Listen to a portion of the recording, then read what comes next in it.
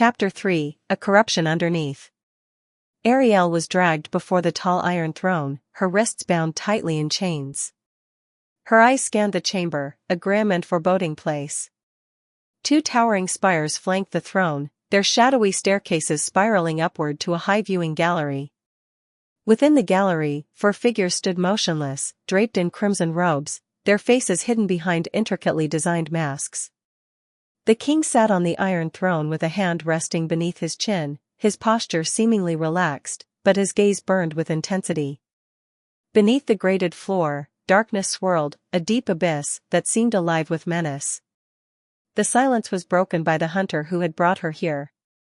"We've got her, Your Majesty," he announced, his voice filled with self-importance. The king didn't look at him. "I can see that, fool," he growled, his voice echoing through the chamber. He leaned forward slightly, his fiery gaze fixed on Ariel. "Do you know why you are here?" Ariel didn't answer.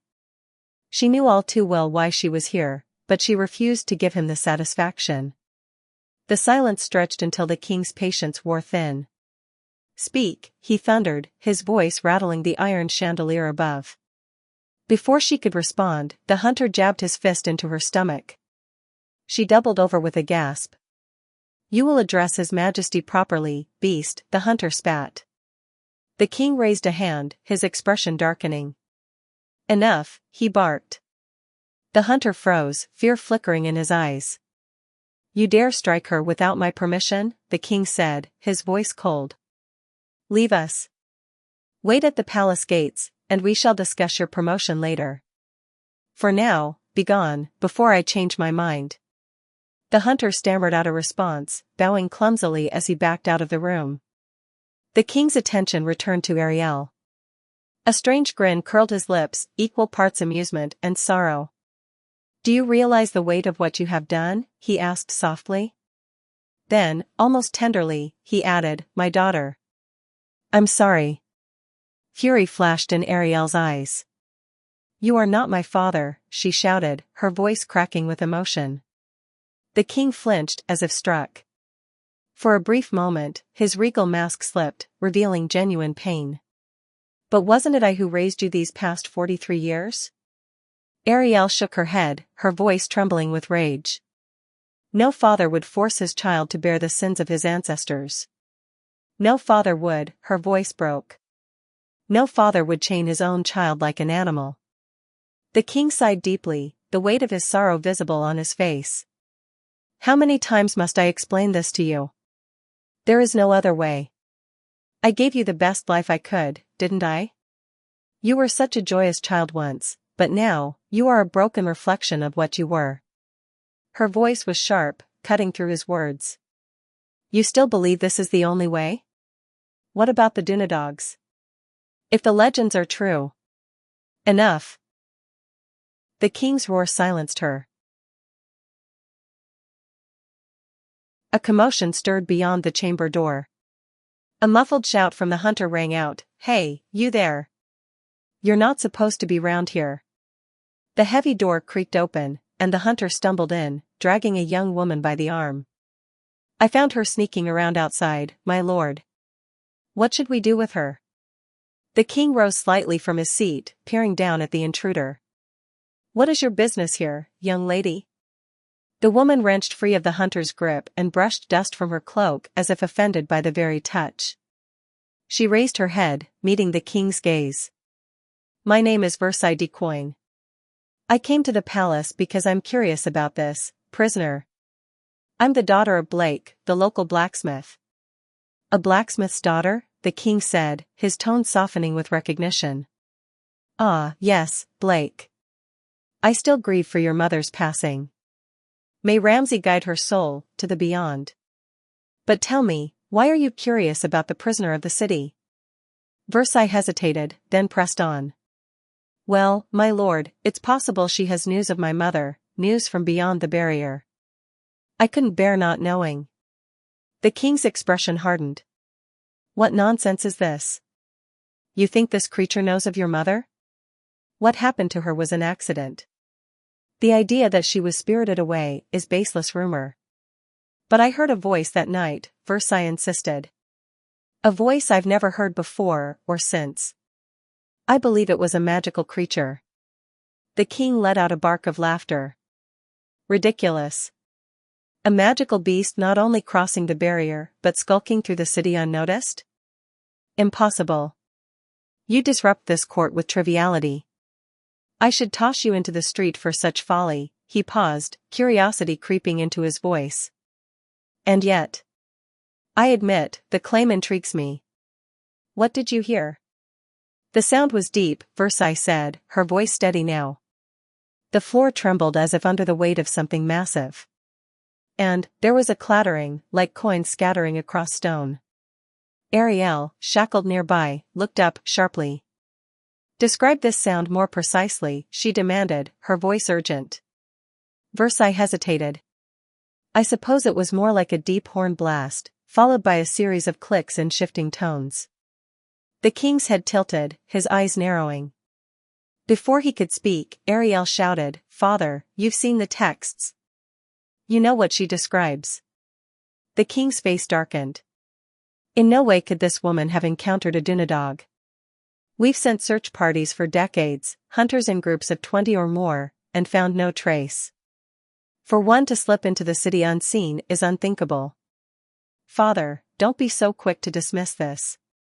Ariel argued. You know her story has weight. Enough, the king thundered. I will not entertain talk of ancient beasts or conspiracies. Even if her tale is true, what would your mother have been doing with the enemy? The exchange spiraled into a heated argument, voices rising and overlapping. Versailles, caught in the middle, could barely keep up. The king and his daughter hurled accusations at one another, but their shouting was abruptly silenced by a distant, chilling noise. Footsteps. A series of heavy thuds echoed beyond the palace walls, followed by the unmistakable clash of steel. Then, screams. The king shot to his feet, and as he did, the chamber door exploded inward. Soldiers poured through, locked in combat with monstrous assailants. The creatures resembled bats, but grotesquely human, hunched figures with membranous wings, stretching from clawed feet to bony fingers. Their distorted faces twisted in feral grins, bearing needle-like teeth. Short swords gleamed in their talons. The king drew his blade without hesitation, cutting down two creatures with a single, fluid strike. Hold them back, he roared. Versailles froze, her hand trembling on the hilt of her blade. She had never seen combat, let alone chaos like this. Why are you just standing there? Ariel shouted. Free me. The words snapped Versailles out of her stupor. She stumbled toward Ariel, searching frantically for the guard who held the key. The guard had already fallen, his body lying among a heap of 5 or more creatures. Noticing her movement, 2 monsters lunged. Versailles screamed and closed her eyes, expecting death. But there was no pain. When she dared open her eyes, the hunter and the king had dispatched the attackers. In her hands, however, was something she hadn't anticipated, a blade slick with black blood. One of the creatures hung lifeless, skewered on her sword. She had drawn it instinctively. Shaking, she retrieved the key from the dead guard's belt and began unshackling Ariel. In complete amazement, Versailles stood. So this was the power of the Moor, she thought. Ariel collapsed to the floor. Breathing heavily, she reached for Versailles' leg. In this moment of brief respite, they drew a simultaneous breath of relief. But it was not long before the air turned to a torrent again. A man walked through the door, appearing very large and gluttonous. The king raised his sword to the man. You think you can come back to this kingdom and wage war, brother? The king's brother let out a hearty, menacing laugh. Wage war. Is this what you think this is about? Do you think I want this land? You are such a fool and have always been one, brother. You seek the power of the ruined prince. I will not allow you to obtain such a thing. I seek the power? Oh no, my brother, it is he who seeks my aid. He calls to me. I hear through his followers that one of your little playthings got loose. So I decided to make the trip up here myself, to discover if these rumors were true. And what do I find here? I nearly would have failed if not for a moment sooner. But you have failed, my daughter will return to her duties once I've taken care of you. The king raised his sword to strike. His brother pulled out a small knife and cut the palm of his hand. The king stepped backward. As he did, a blast of sand exploded from the brother's hand. Choking, he knelt on the ground, hand on his throat. "Oh, what's wrong, Your Majesty? Something in your throat?" The king, in a panic, looked to the 4 wise mages posted above the throne. But as he looked to them for guidance, they replaced their masks with red hoods and began to descend the spires. As they reached the bottom, they separately went to the 4 sides of the room, where small cranks hung. "Never would you think that your closest friends would ever be working for me?" In betrayal, the king looked to the ground, clenching his fist and grinding his teeth. As the mages turned the cranks, chains began to clatter through the sides of the wall. Through the darkness, a gated platform with a figure hoisted in the middle appeared. Their arms outstretched as they hung by their wrists and waist. Clearing his throat and crying, the brother said, "Brothers and sisters, this is a monumental day, for the eve of his awakening is upon us." The mages responded in unison, "For in Ramses' absence, this felled king shall take his place. The closest things we humans have come to a god, and he is here. Now, my brothers and sisters, spill thy blood for the great calamity." The gate finally rose to the peak. There within was a man hanging by chains, his bones visible through his skin. He didn't seem to breathe, and nothing lay in those hollow, lifeless eyes.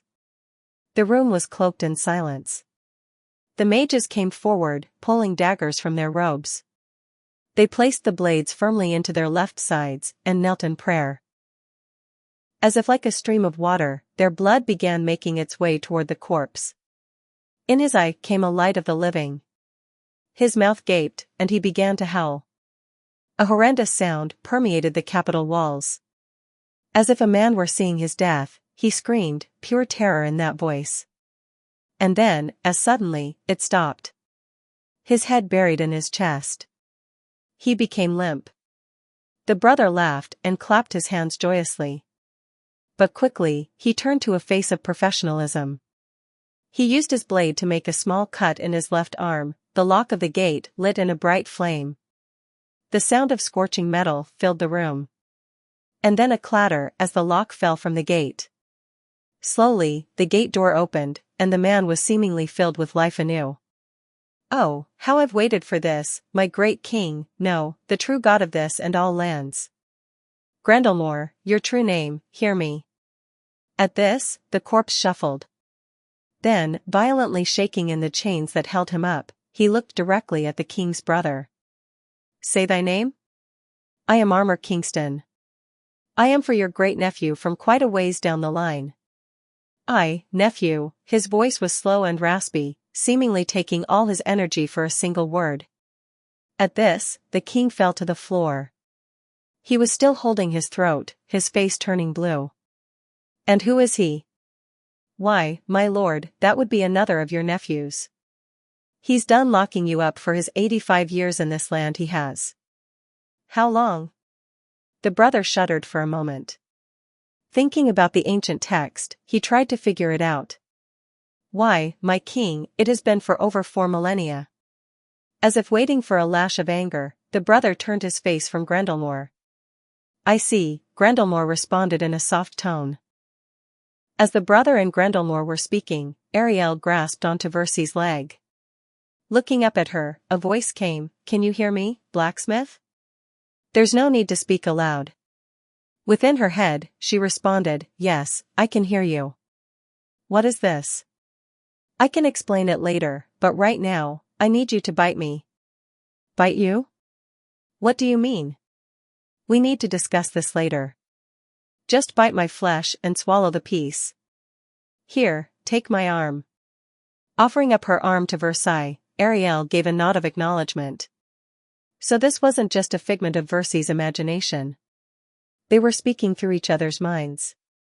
She grabbed upon her arm and bit down. "What was that?" asked Ariel. She did not even leave so much as teeth marks.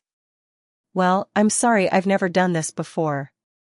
Just pretend you're eating an apple, visualize it, and do it quickly. We are running out of time. Versailles tried again, and this time, biting through the flesh. With a mouthful, she slowly began chewing. For as savage as she thought this was, it was strangely pleasant. The meat tasted of what would resemble fried heron, and her blood tasted like a soup seasoned with plenty of savory spices. Indeed, a wonderful flavor. One could find this addictive, she thought. Now, I don't want you thinking like that, Ariel exclaimed. Versailles looked in shock, forgetting their mental link in this flavorful bliss. So what do I do now? Versailles kept repeating.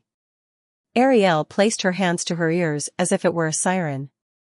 She was still lying on the ground, exhausted from her earlier spell. She couldn't rise to quell this girl. She cried in her mind, right now, I need you to calm down. Quiet your thinking. I apologize. There's no need, Ariel said as she pulled a dagger from her cloak. She held it out to Versailles. I need you to cut your flesh. And after that, I want you to visualize a flame. It can be as small or as large as you want, but make sure you see the flames. Okay, I'll try. Versailles grabbed the dagger and cut her arm. As blood poured from the wound, she closed her eyes to picture this fire. Her mind was racing. Whatever did the Moor mean, she thought. She attempted to visualize this flame. It was relatively minor, like a candle. A slight smoke rose from it.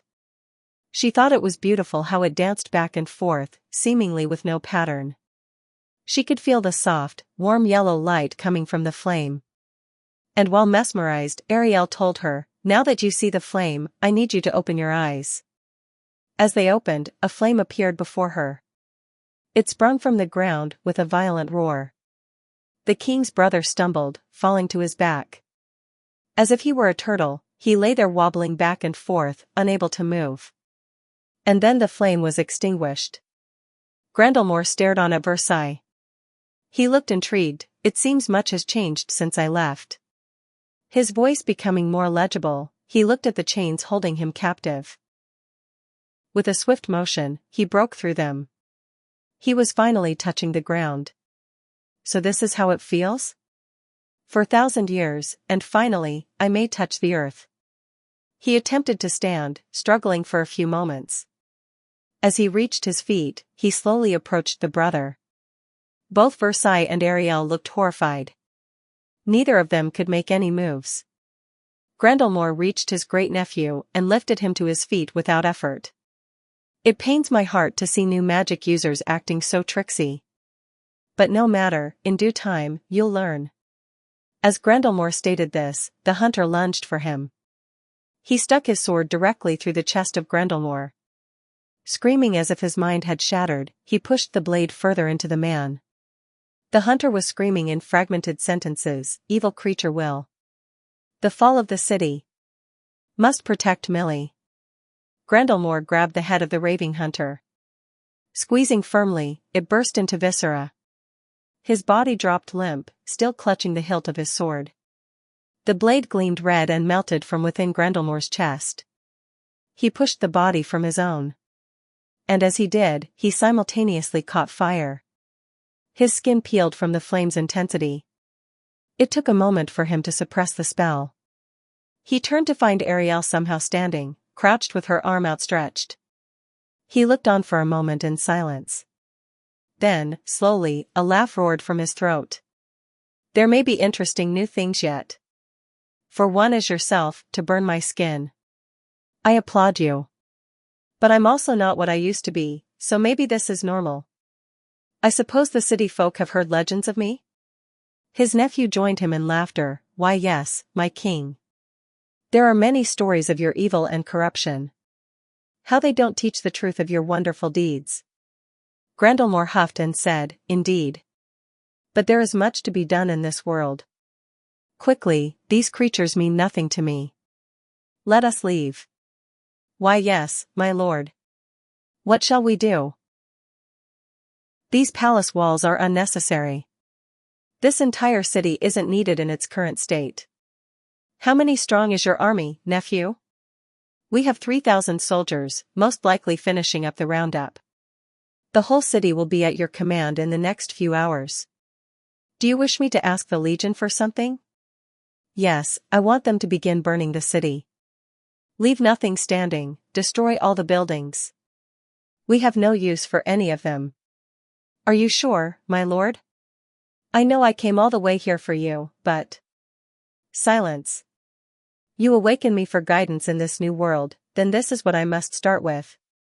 It is a fresh beginning to usher in a new age and create a new empire. I truly have no use for this city. But I could certainly use the land. Is this understood? Why yes, my lord. He hobbled out of the palace. Grendelmore turned once more to standing Ariel. So, child, what will it be then? Do you wish to make this hard upon yourself or join us in this new age? Ariel, exasperated, couldn't utter a word. But he did not speak. He awaited a response. With a fire in her heart, she finally said, "Who would join you? I spent nearly 12 years trying to keep you asleep." He looked in puzzlement. Then his face lit up. So that's how they kept me away for so long. Where are the others? I won't let you touch them. How interesting, even in this state, you wish to go against me. After being a witness, you have great courage. But I'm afraid that means nothing now. Ariel spoke to Versailles telepathically. I want you to visualize a dust storm. Then, after that, follow my lead. Versailles nodded. As she did, Grendelmore twisted his head in interest. Versailles then closed her eyes and envisioned the field of Ingren. She had never stepped foot outside the city walls, but she could certainly see the great field once upon the tallest tower of Montree. In the distance, a barreling dust cloud swept the field. The sand, almost like a blizzard, covered the field in a white cascade. She opened her eyes and saw the dust cloud. As a whirlwind, it twisted itself around Grendelmore. He braced himself and, in an instant, was pushed back by a great force. As if running on adrenaline, Ariel was driving past her physical limits. Within her mind, she screamed, "Now quickly, the head blacksmith." The head! Versailles thrust forward, the blood still running down her arm. With her long sword, she cleaved Grendelmore's head from the shoulder. A thud hit the grates below. Versailles collapsed, trying to hold back the fear. It was done, she thought. But at that moment, a new voice entered her, that of the beheaded prince. So this is how you constructed that plan. I should have known. Versailles completely shut down. Nothing but dread ran through her veins, ice cold. His body stood firm, and he bent over to pick his head from the ground. He placed it back in its rightful place, and like clay, he pushed the skin together. Instantly, he reached for Versailles' arm and ripped it clean from the socket. Blood rushed as a geyser through the gaping wound. She collapsed fully. Her flesh became pale. Ariel cried, "Blacksmith, please." At that moment, Versailles took a grip on the situation. She closed her eyes and began envisioning the flame again. And as she opened her eyes, a light, her shoulder became. She screamed in pain. As it burned, her arm became numb and the bleeding lessened. As all hope seemed lost, Grendelmore turned and left the building. While walking away, he stated, "The affairs of your kind bore me. Do as you wish." And the palace gates closed. Clambering towards Versailles, Ariel grabbed from her bag a piece of what looked like bread. She forced it into Versailles' mouth and made her chew. "Oh, please be okay, blacksmith. Can you hear me? Versailles, please do you hear me?" Versailles dryly swallowed the bread and let out a cough. But as soon as she caught her breath, she clasped at her missing right arm. Howling in pain, tears ran down her face.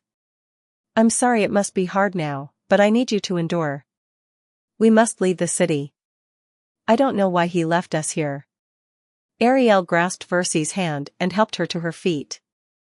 Through the tears, Versailles said, "I need to go to father." Ariel grabbed her, "I'm sorry, there's no time. We need to leave the capital now." She crouched down and motioned for Versailles to jump on her back. As she did, Ariel supported her weight from underneath. She went towards the gate and, using that strength, made the door swing forward. Outside, the sight was ever more horrifying. The sounds of screams and sword clattering still permeated the city. To their left, they could see soldiers fighting the bat creatures. And to their right, a stable of horses. Ariel ran towards one of the horses and placed Versailles upon the saddle. She loosened the lead from the stable grip and jumped atop the beast. A battle straight ahead was waging, yet she could see a way through. She leaned forward to the ear of the horse and whispered. At this, the horse lunged forward at full speed towards the gap in the battle. The horse rode as fast as it could towards the gate.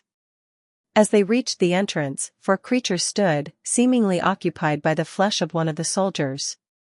As Ariel steadied the horse, the 4 creatures stopped in their indulgence and turned around. One outstretched its arms and let out an ear-piercing screech. Ariel placed her hands upon her ears as Versailles stared as if not currently there. One then attacked the horse, using its claws. It made a deep slash in the horse's thigh. The horse clambered backward and let out a hearty neigh. Coming down, it kicked the attacking creature in the chest. It fell with a loud thud. And as the other creatures came in to attack, a long blade came down, twice the length of a longsword and nearly 3 times as thick. They cleared all 4 of the creatures with one strike. At the end of the hilt stood a tall man. He looked to be in his 30s, had a long beard, and wore leather armor. He had 2 large pauldrons over his shoulders and a helmet that seemed more like a cage upon his head. The strands of his beard intertwined with the cage's wires. He laughed, "And what may we have here? You lot seem to know your way around a battlefield." "And who may you be?" asked Ariel. "Oh yes, it's only polite for me to introduce myself. My name is Daniel Swords 10. I think you lasses are looking for a way out of this predicament. But even for a city siege, it takes a lot of guts to try to leave. You know what's out there, right?" "Yes, we're aware of what's beyond the gate. Now I suggest you either join us or go on your way. We must make haste for the forest." "Well, it seems I have no home to return to. I guess I'll join you. Up until the forest. After all, you could use someone at least battle-ready." He was correct. Ariel and Versailles were in no shape to traverse Ferngully without aid. Just for a few days, she thought. Then we could leave him. Or perhaps he attends to his errands. "All right, do you have a horse?" "My stead lies beyond the city gate." This was supposed to be a simple trip. But alas, look at the mess I've gotten into. He shook his head and lowered his gaze to the floor. It was settled that he would join them. And through the city gate, they went. As they passed through the field, a feeling of doom lay over them. Even Daniel, with his more playful tone, could not find the horrific events in the capital stirring his heart. A fire blazed behind them as they made their way to the forest. It seemed the capital had fallen.